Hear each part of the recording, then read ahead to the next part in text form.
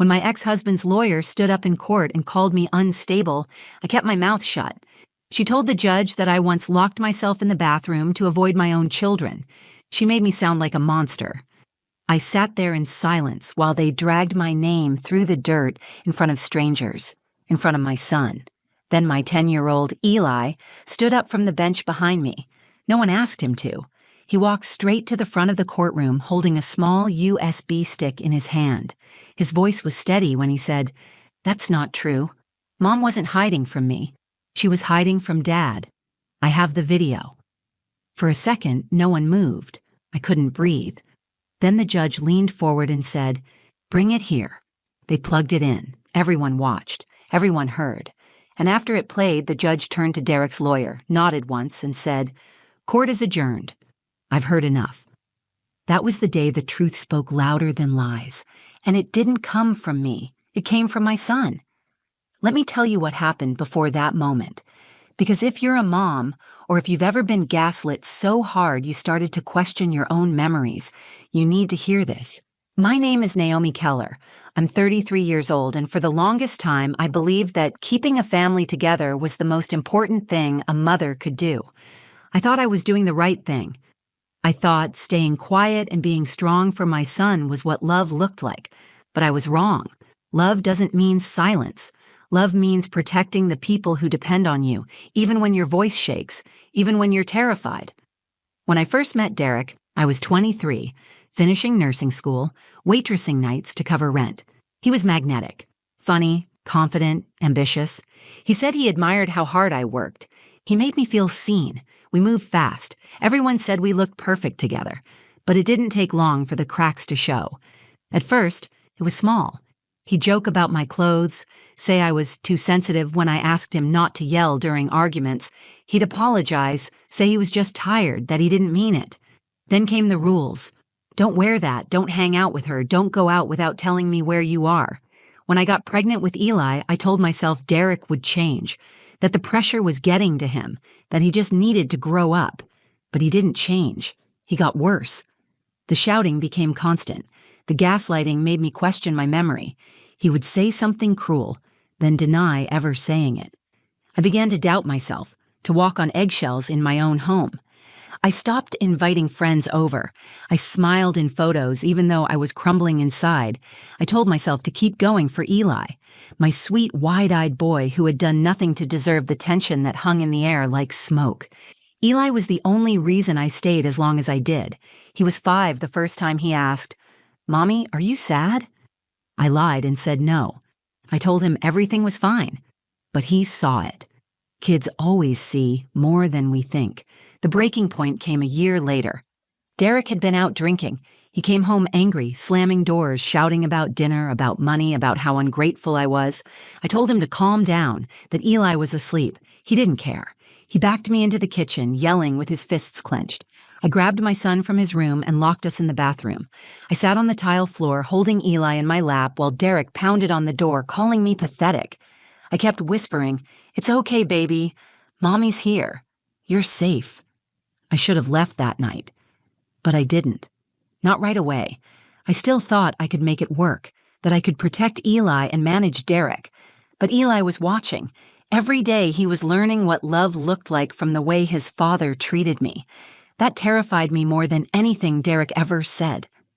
A few weeks later, Eli gave me a drawing. It was a stick figure of a woman sitting in a box crying. Next to her was a smaller stick figure holding a heart. On the back, he had written, "I love you, Mom, don't be scared." I packed our things the next day. We moved into a small apartment across town. It wasn't much, but it was ours. It was quiet, peaceful. For the first time in years, I didn't jump at every sound. I enrolled Eli in a new school. I started working longer shifts at the clinic. I felt like I could finally breathe again, but Derek didn't let go. He filed for custody, full custody, claimed I was unstable, that I was unfit, that I was mentally unwell. He hired a lawyer who made me sound like I was the danger, like I was the problem. They brought up the bathroom incident, twisted it into a story where I abandoned my son because I couldn't cope. They said I locked myself away because I was overwhelmed, unstable, unhinged. I wanted to scream, to tell the judge the truth, that I was hiding because I was scared, that I was protecting my son from a man who had spent years tearing me down. But I knew what would happen if I got emotional in court. I'd be the angry woman, the irrational mother, the unstable ex. So I sat still. I kept my hands folded. I looked at Eli sitting there in his little dress shirt, trying to be brave. I knew I couldn't let them destroy me in front of him. I stayed silent. I thought that was all I could do. But I didn't know what Eli had seen, what he had heard, what he had done. I didn't know that my 10-year-old had quietly recorded the night they kept bringing up, that he had saved it, that he had carried the truth with him, waiting for the moment he'd need it. And in court, when I thought I had lost everything, he stood up and gave it back to me. The courtroom felt cold, not just from the air conditioning, but from the weight of judgment in every glance cast my way. I sat there in my navy dress, hands in my lap, trying to look calm while my heart thudded so hard I thought people could hear it.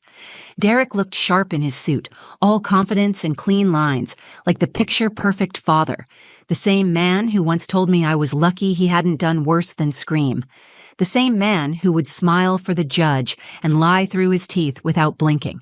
His lawyer, Amber Locke, was just as smooth, polished, practiced, deliberate. She stood tall in heels that clicked like a metronome on the polished wood floor, her voice steady and sharp. "Your Honor," she began, "we are requesting full custody of Elijah Keller. The child has been exposed to repeated emotional instability under Ms. Keller's care. We have reason to believe she poses a risk to his emotional and psychological development."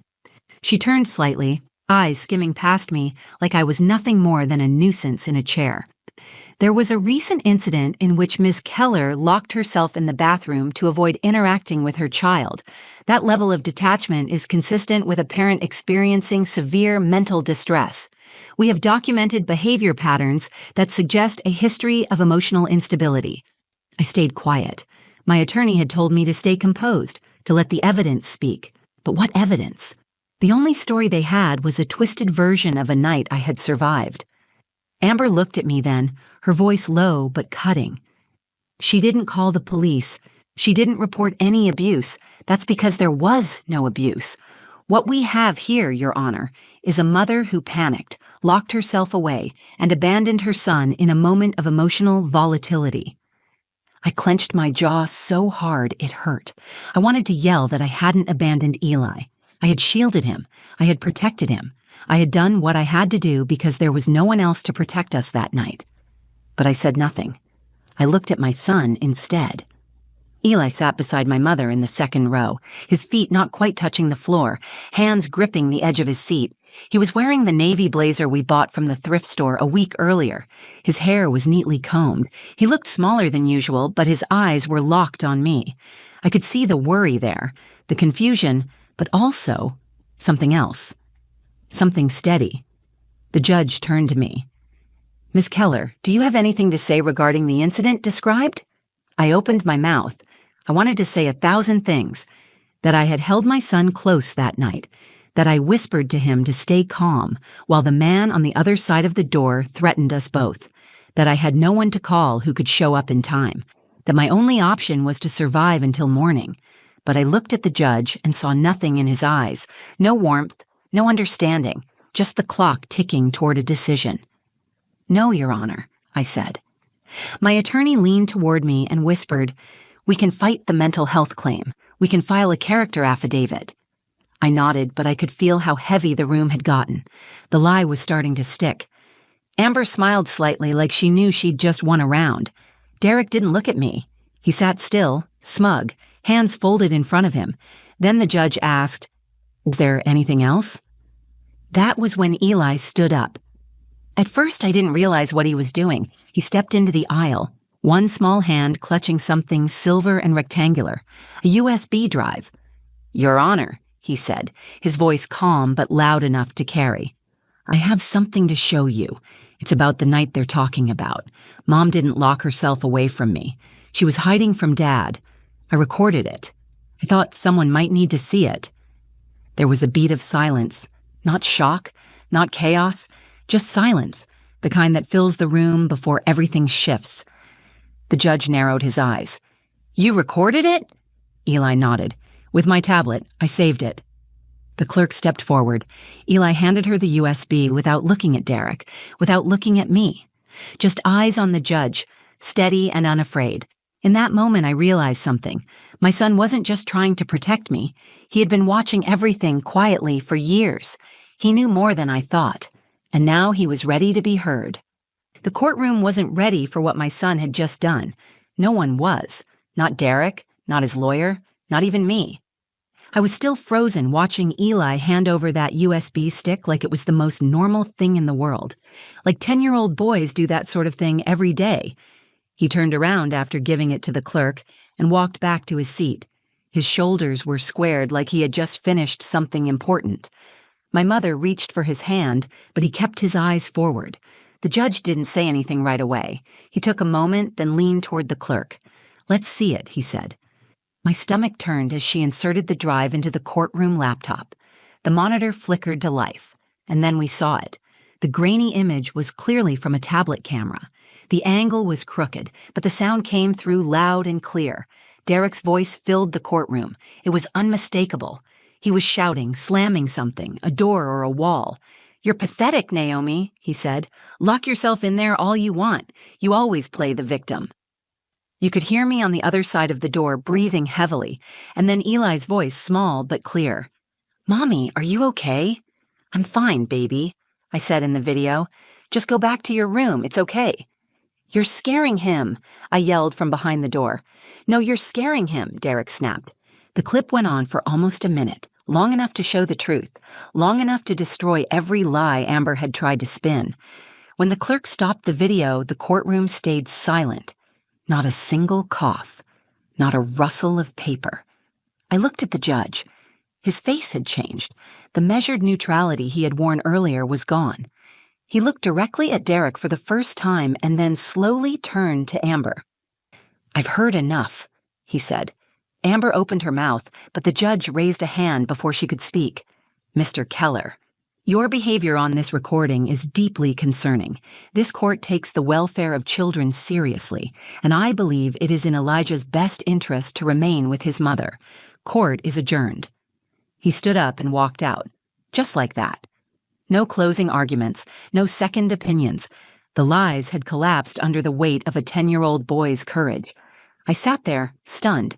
My attorney leaned over and whispered, "That was decisive. You're keeping full custody." I nodded but couldn't move.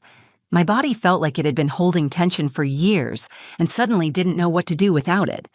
The bailiff told us we could leave. I stood slowly, turned around, and looked at Eli. He was still sitting there calmly, as if he hadn't just dismantled an entire legal strategy with one act of quiet bravery. I walked over to him and knelt down. "Where did you get that video?" I asked softly. "I recorded it that night," he said. "I used my tablet. I just knew it might be important." I swallowed the lump in my throat and reached for his hand. "You saved us," I said. "You saved me." He looked at me with those same clear eyes he had when he stood up in court and said, "You saved me first." Outside the courtroom, I held him tight. I don't remember what anyone else said. I don't remember the looks Derek and Amber gave us. None of that mattered. What mattered was that my son had seen the truth and chosen to speak it. That moment changed everything for me. I had been holding so much guilt, so much shame for not leaving sooner, for not being stronger. But Eli never saw me as weak. He saw someone trying to protect him, and when I couldn't speak, he did it for both of us. Later that evening, when we were back home, Eli curled up beside me on the couch and fell asleep with his head on my lap. I brushed his hair away from his face and finally let the tears come. Not from fear or anger, but from relief. We had been through hell, but we had made it out together.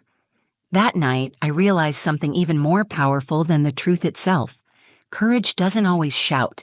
Sometimes it sits quietly beside you, holding your hand, waiting for the moment it's needed most. The video replayed in my head all night, even after we got home. I couldn't stop hearing Derek's voice echoing through the courtroom speakers, raw and ugly. I couldn't forget the sound of Eli's voice either, clear and calm, offering proof when no one had asked him to. My son had done what grown adults in that courtroom didn't expect. He told the truth when it mattered most. After the judge adjourned, people stood frozen, unsure what to do next. The clerk started gathering papers. The bailiff called out that court was over. Derek looked stunned. His mouth opened like he might object, but no words came out. Amber Locke pressed her lips together and turned to pack her things. I didn't gloat. I didn't speak to them. I took Eli's hand, thanked my attorney, and walked out with my head up. For the first time in a long time, I didn't feel afraid of Derek. His power over me had shattered in a moment that neither of us saw coming. It wasn't my words that had ended it. It was Eli's. The sun outside was warm on our faces. I crouched beside Eli near the courthouse steps. "You were brave in there," I said. "You didn't have to do that, but you did. Why?" He shrugged, then looked at me with complete seriousness.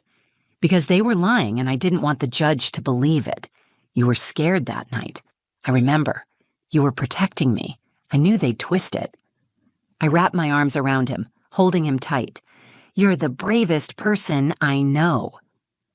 Later that week, I got the official paperwork, full legal and physical custody. Derek would have supervised visitation, and only after completing anger management classes. I sat on my bed and stared at those pages for a long time. Not because I didn't believe it, but because I finally felt like I could breathe. The war was over. But it wasn't just a legal victory. The moment Eli stood up in court changed more than the outcome of the case. It changed the way I saw myself. For so long, I carried shame for staying as long as I did.